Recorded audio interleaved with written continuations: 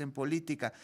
Se emite este mensaje justo cuando se da a conocer que la ministra presidenta de la Suprema Corte de Justicia de la Nación organizó una cena con la oposición. Agradezco muchísimo a Salvador Frausto, director de investigaciones de Grupo Milenio, que nos acompaña esta tarde aquí en Fórmula. ¿Cómo estás, Salvador? Qué gusto y qué honor escucharte. Muy buenas tardes, un gustazo conversar contigo, querido Juan, y con tu audiencia sobre este asunto de las reuniones secretas y cenas privadas de Norma Piña.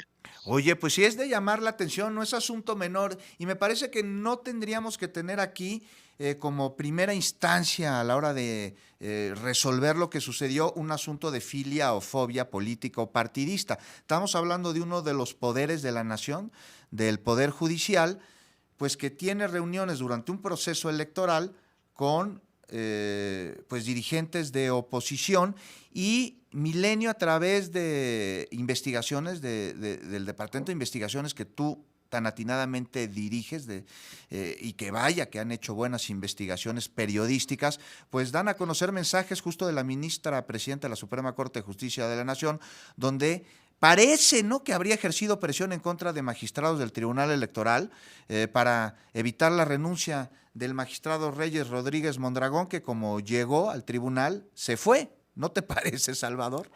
Así es, Juan, pues a través de testimonios y de los propios mensajes de WhatsApp que envió la ministra presidenta de la Corte, Norma Piña, a magistrados electorales y a políticos de oposición, pues pudimos dar cuenta que ella organiza una reunión para juntar a Alito Moreno, presidente del PRI, y a Santiago Krill, que ya era en diciembre pasado, cuando se dio esta reunión, ya era el jefe de campaña de Xóchitl Gálvez, para acercarlos con los tres magistrados electorales que habían defenestrado a Reyes Rodríguez Mondragón o que lo habían sustituido, es decir, Mónica Soto lo sustituyó y acompañada y apoyada por Felipe Fuentes y Felipe de la Mata, pero intentó Norma Piña, en primer lugar, presionó a los magistrados del Tribunal Electoral para que desistieran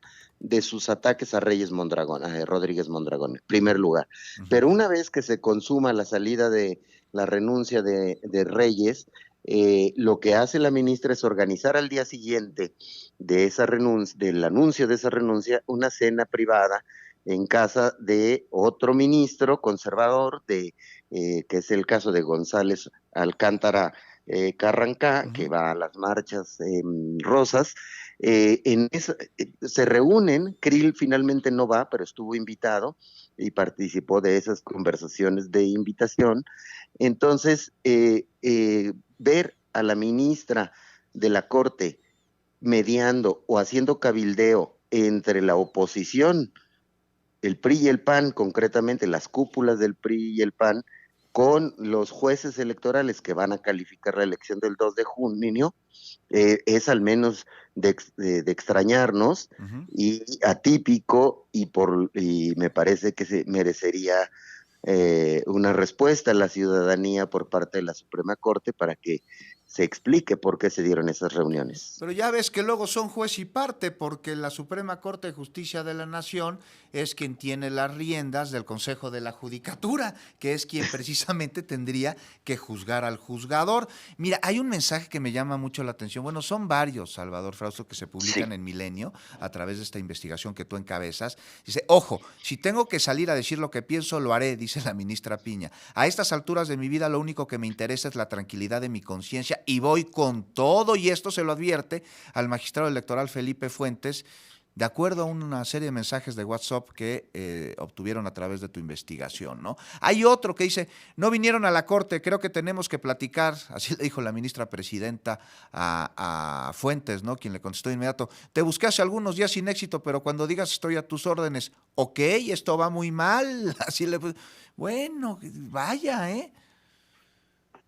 Sí, total, esos los mensajes pues nos dejaron sorprendidos.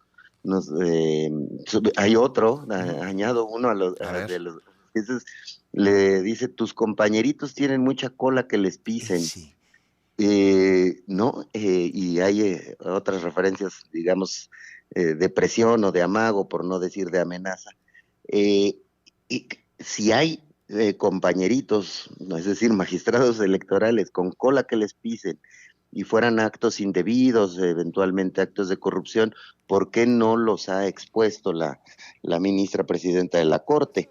No habría razón por la cual no los pueda dar a conocer si es que hay ese tipo de actos que ella misma señala, ¿no? Ujú. Más bien parece una presión hacia los magistrados electorales que se han manifestado incómodos, molestos por el estilo de la presidenta de la Corte de dirigirse a través de estos mensajes de WhatsApp, muchos de ellos pues a altas horas de la noche o de plano de madrugada, que además pues nos cuentan las fuentes consultadas, los testigos, la gente que estuvo en esa cena de diciembre del año pasado, que es como un estilo de la ministra que ha incomodado a otros actores políticos dentro del Poder Judicial y dentro del Poder Legislativo. Recordarás el caso de Alejandro Armenta. Claro.